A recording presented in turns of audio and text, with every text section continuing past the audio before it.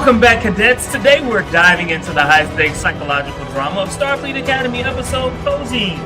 After the trauma of the Miyazaki, Genesis is up for the prestigious pre-command track. But is she leading or just following her Admiral father's footsteps? From illicit bridge hacking to a shocking sealing ceremony on a matrimonial moon, we're breaking down the lies, the legacy, and the imposter syndrome threatening to destroy these future officers. Is Genesis a hero or a wildly flawed liability? Let's get into it. Hell yeah, today's title. So cosine, it sounds like cousin, it sounds like cosine. But cosine refers to what we would say is a best man or a maid of honor.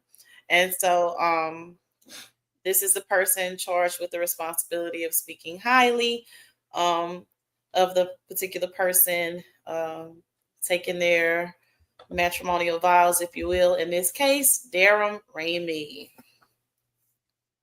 Okay. All right. So in this particular episode, Genesis expresses a deep fear that her victories aren't earned, but rather handed to her because people recognize those footsteps of her Admiral father. What are your thoughts about that? You know, I want Genesis to get over herself. I really, really, really, really do.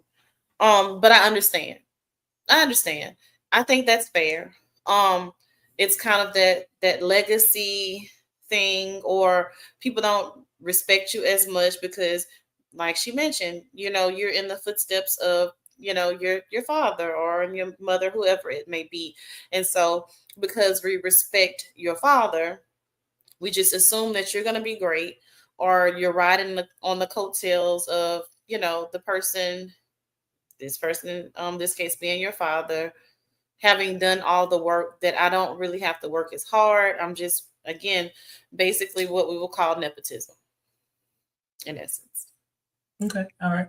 Does her decision to hack the bridge stem from a need to prove she can outsmart the system, or is it a subconscious act of self-sabotage to escape her father's shadow? I think it may have been a little bit of both, self-sabotage and a little bit of arrogance, because you use trickery. You not only put yourself at risk, but also your friend. At this point, I can't even say your classmate because y'all are friends. And I feel like there's a little bit of underlying sexual tension between the two of them as well. I'm always gonna be looking for those things, and the little Betazoid chick picked up on that. Okay. But I mean, hey, look at Mir. I understand. So I think it was a little bit of self-sabotage and a little bit of arrogance, thinking that you can outsmart the system. I'm glad you said both. Even when I came up with this question, I was just like, I don't know what the answer is. And I'm glad that you were, wise enough to say it's probably both, because I think I'm right there with you. She, because of her training with her father, she knew how to hack the ship, right? So she felt comfortable with doing it, and the unmitigated gall of her to do that, you know what I'm saying? And then, hey, who says? I mean, and you know what? At the end, the chancellor expressed something to her. Yeah, of course they told us, what your shortcomings were. It's our job to fix that. You know what I'm saying? That's the whole point. And I was a little bit proud of Mir for him to say, hey, you want to do what? People get court-martialed for that. And he's a guy that we see kind of like as like Aladdin, like the street rat, kind of just all over the place trying to figure it out. But for him in that moment to be like, hey, this might be too far, speaks to his character development. Because, I mean, even though he ultimately did it, he did take a step back and question whether or not this was the best move to make. Right. As opposed to just diving in and just doing silly stuff. Right. Which is what he would have done at the beginning of the show. So there is some growth, to your point. Yeah. But the growth. Hey. Yes, indeed. We love to see the growth. Look at that. I can't see that. Can you see my? I need my glasses. My glasses are right here. Hey, I love you guys. I watch all your vids. Thank you. It's like Razor Gang. Hey, thank you. Okay, all right. So you get our humor. That's what's up. Yeah, it's a little bit of debauchery, just mixed with a little bit of wisdom, and But thank you. We appreciate it. So Darren was promised a childhood marriage, Mm. but hid it from his peers and partners. Um, First of all, what are your thoughts about that? I think that's right on brand. I think that is right on brand, and I think that's right on brand of going away. Are we dating each other? Ew, no, that's my brother. Um, um, From okay. you watching these shows. I see the striker resemblance. Or in general. Haha. Better question. Um, I'm a little flustered. But think about going away to college, right? Um, you are looking to find yourself, to figure out what path it is that you're supposed to forge, what you're doing. I am not surprised, especially with all the heaviness that Darren Ramey has had to face back at home. Oh, no worries, you all good, Razor Gang. We good. Cut it out, Razor. Um, but I'm not surprised that he came to Starfleet Academy and wanted to just have a fresh start, and just kind of figure out who he was. And so I don't think that took anything away from him. Again, I think it was right on brand.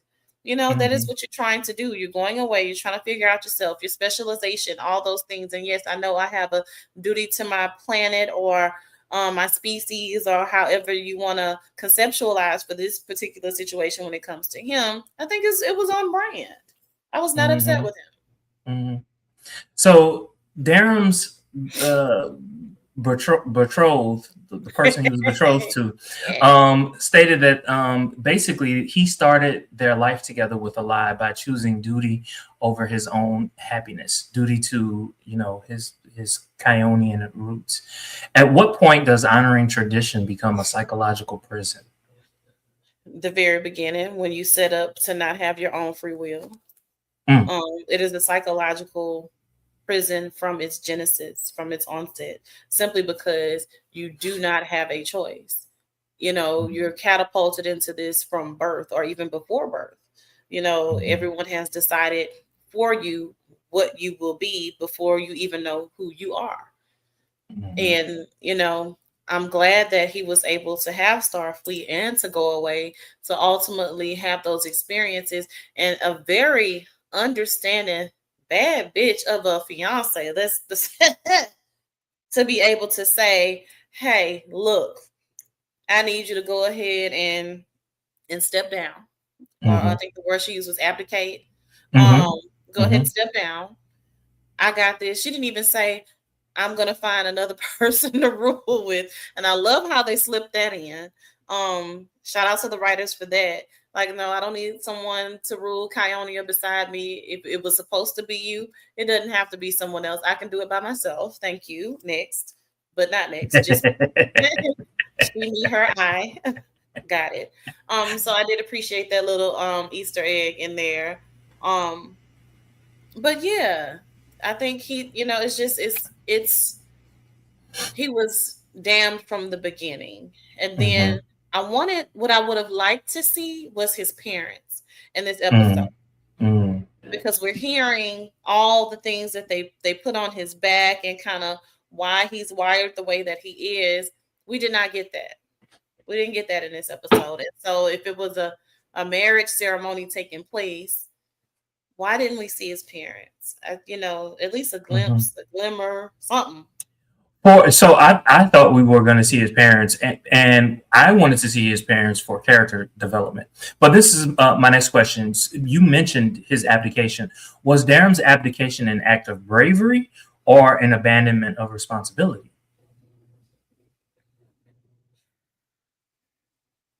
So I'm gonna lean again. I want to straddle the fence on this one, but I'm gonna lean more toward bravery, because Darren cares so much about people pleasing, more so his parents than anything. And for him to actually go along with it and do it, to me, was a very, very brave thing for him to do. Because I mean, he doesn't seem, or at least from what we've seen, whole, simply because he's always trying to please his parents and nothing is ever good enough. And this is the one thing that I could do that would certainly get in their good graces and have them be proud of me, and to be willing to give that up. I think that, yeah, I would lean more on the side of bravery for him, as opposed to abandoning his duties. Okay. So Caleb calls Genesis' actions bullshit, realizing the fun was just a cover for an illicit hack. How does this betrayal of trust affect the group's psychological safety? So, as opposed to the group's psychological safety, I can't really speak to, simply because we only saw it with Caleb and nobody else was really aware of what she did. So I'll speak to just Caleb's psychological safety. I think at this point you have potentially ruined any trust that he can have in anybody. He already has trust issues, right?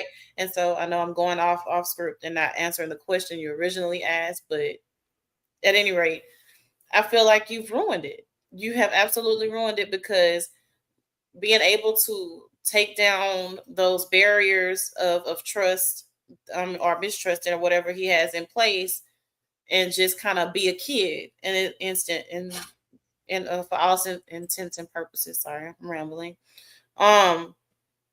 You've ruined that, because I was just having fun, just hanging out, and because of how I am and how I grew up, in the back of my mind, something was playing. Hey, I'm missing something. But no, I'm just going to go with the flow because this is a friend. I feel like she absolutely ruined it. Now I have to go back to having my walls up again and not trusting anyone or anything. And so, I feel like with Genesis, though, it's like your insecurity,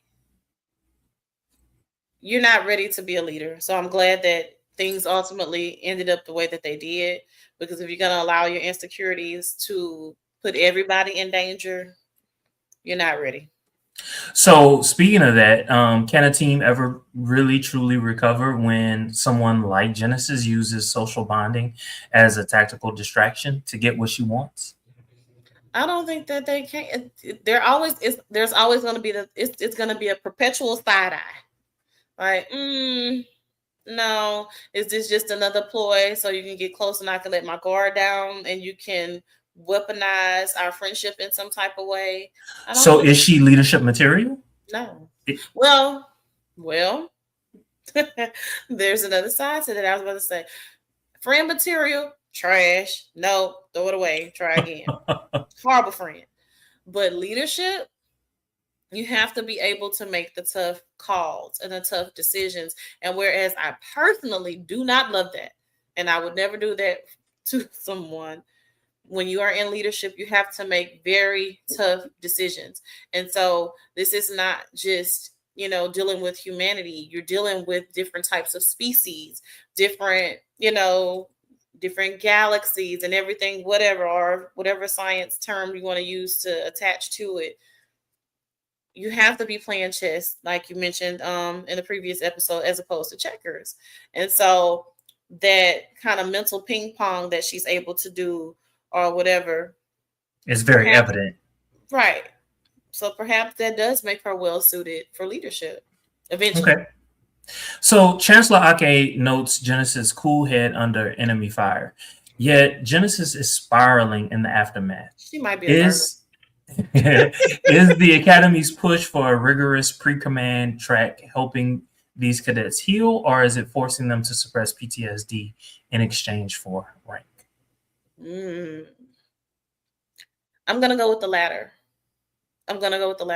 Because in order to truly heal from something like that turnaround time, oh no, there's nowhere nearly enough. some of us are still healing with trauma from 3 years old, and we're 40, 50, 60 years old, still trying to figure it out. Okay? There's that. Touche. Versus versus, hey, let's go ahead and put a pin in this. Here's something that I'm gonna give you to work towards as a distraction to just kind of keep you going and band-aid it and just swallow the glass. Yes, it's gonna cut, it's gonna be painful, but here's what you get on the other side of that. Something shiny to look to focus on. There you go. And so yeah, I don't think they're truly healing at all. Okay. So earlier we were talking about noose. All right. So I want to talk about noose. So Chancellor Ake refers to Noose as a sociopath who shouldn't be handed personal information. So we talked about that. I believe that was last episode, right? So Caleb's intense reaction to his mother's disappearance and perceived threats suggest a strange dynamic between him and Chancellor Ake. How does this lack of a secure base drive his desperate need to succeed at the academy?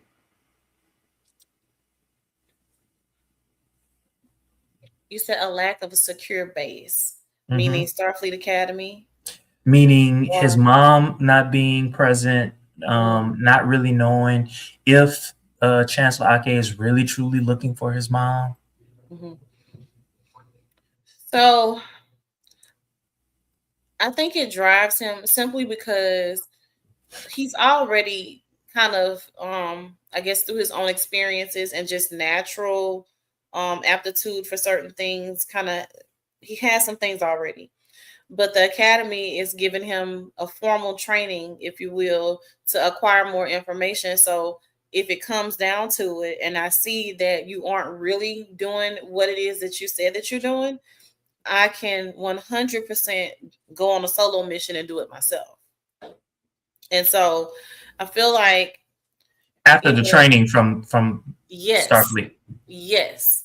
The training, the access, these things, because if what I've noticed is across all of these episodes, when it has anything to do with these programs, with the computers, anything with breaking code and anything like that, Mir is cracking them. He's cracking them faster than literally anyone. So even down to the from the previous episode with the Miyazaki, that none of the other cadets before him in the other classes were able to do. He was able to do it in literally in like minutes. And so I think this is like, I feel like he's building up his arsenal, if I'm going to keep it concise, because I can just ramble on and on and on. I feel like he's building up his arsenal. So just in case things go left and I ultimately see that you're not looking for my mother, I will have everything that I need to do it myself. All right. Mayfair to 10. Rank this episode. Mayfair to 10. This episode will probably land around an 8 for me. It was a really, really good episode. I enjoyed it. I mentioned this to you off camera. Jaden. Okay, he was the cosign. Okay, I'm gonna go here. It was the cosign for Darren Ramey. And again, I love any opportunity that they take to put Jaden in front of the camera. Huge fan of my Hase Klingon friend. But what I noticed in the wardrobe was that they started putting them in skirts. I saw a shawl. And so I had more questions than anything, like why? Why did we go that direction? And so I even went as far, with the lack of time that I have, episode 1 to episode 6, all the previous episodes, to see if he was in skirts and more what we would traditionally call female type attire. Unless she's Scottish, because and wearing a kilt, or some type of caftan, just to see if it was done before. So I'm really wondering why that decision. Why? And I'm progressive. I don't. I'm just curious. Why did we do that? So Star Trek made a when I'm saying Star Trek, I'm talking about the people who produced Star Trek. They made a bold decision. They wanted to have a gay Klingon, and so they weren't really trying to hide the fact that he was going to be a gay Klingon You can be gay and and not not wear. wear a skirt or a shawl that is embellished. And they want so, have they we? wanted him to be represented in that way. Okay, I was about to say, have we gone backwards and assumed that gay is synonymous with feminine? Because that is not one and the same. Then no, No. they're not. But And so, I think they just wanted his character to be represented in that way because all Klingons. Yeah, I can't think of a single Klingon, even female Klingons, had some type of gruffness to them. You know what I'm saying? And so they wanted someone who would depart from that. okay, because I wasn't upset, but I was confused, and I needed it to make sense for me. And I'm like, wait a minute, here we are, we're later in the season, and now we wearing skirts and shit. I don't get it, Mm-hmm. you know. And again, progressive. Got a whole fiance, got things going on over here, okay? But why did we do that? I don't. Okay, so we're already deviating from all the Klingon stereotypes. Now we got to have on a skirt, and I don't know. I don't know. I was just confused by it. Like I said, I needed explanations. I wanted to understand it. No, even the actor who plays him was like, I don't know, I don't know, I don't know, I don't know, I don't know. And that particular actor is an out and proud gay person. Yeah, absolutely. But you know, I don't think they are doing it in a way where it. I mean, he wasn't wearing a long flowing gown or anything. And we have seen in Star Trek in the past, we've seen male characters wear, for lack of a better word, because I don't know female clothing like that, skirts, right? Even in the original series, we saw that. So it wasn't a shock / surprise. I think for me, like when I saw it, I was just like, "Oh, you're gonna make the gay boy do it." That's what I, that's what I was thinking. I guess for me and how I'm wired, I would have been more receptive if it would have come a little bit sooner versus we're almost wrapping up. You know what I'm saying? To do that and and to make it so obvious. I don't know. Mhm. I was like I said, I was just confused by it, and I don't know yet if I feel like it was in poor taste for them to do that. I don't know how I'm still I processing it think for myself. I think the producers of Star Trek were like, "Look, we know we want this for this particular character. We know he's gonna get backlash. Let's not throw it in everyone's faces on the first episode and then have people not watch us. Mhm. Let's have, let's let them get used to this particular character. And when he does wear it, it won't be a shock." That's fair. That is a fair explanation. I accept that from you. You still don't like it. I You don't understand the logic, you just don't I don't, like I it. don't love it. I don't love it. I'm okay, I'm okay. It's just like why now? But like I said, I accept your theory for why they did it that way. I accept that. That's fair. That is Got fair. it. Got it. Um, my ranking for this particular episode was a 7. Okay. It was a 7. Um, how do I say this? Um, okay, so if, for instance, Darum and Jaden discovered, we like each other, Thank you for bringing it up. Thank you. that would have tipped it up a little bit. But they kind of like they're making us like wonder what's the what. And then also I'm gonna I don't know Jaden's boyfriend's name, and I'm calling him boyfriend, might not even be his Caleb. boyfriend. Caleb. Okay, Caleb. I Oh, was about to call him Kyle. Kyle. Kyle. Okay, okay. Um, like, what's the deal with them? What's going on with them? Have they even figured out what's going on with each other? And then boom, now you got Darren.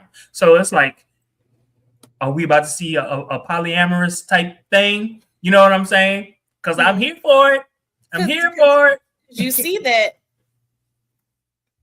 Darren has consistently not been with Kyle. Mm-hmm. Even after everything they went through with the Kyonians, and in essence, him, Jaden being your cosign and all this stuff and willing to ride with you as a friend, even after all of that, when you get your ass back there to Starfleet and that boy Boo come over there, you act simple. You act simple, you act petty, you act like a side bitch, is what you do. You try to make your position known by just being unnecessarily mean.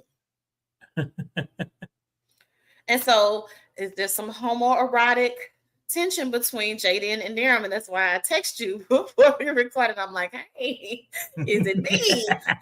Or is the girls trying to play? No, it's not just other people are talking about it on the internet as well. Okay. All right. So I'm not out face because I'm like, y'all keeping it friendly-esque.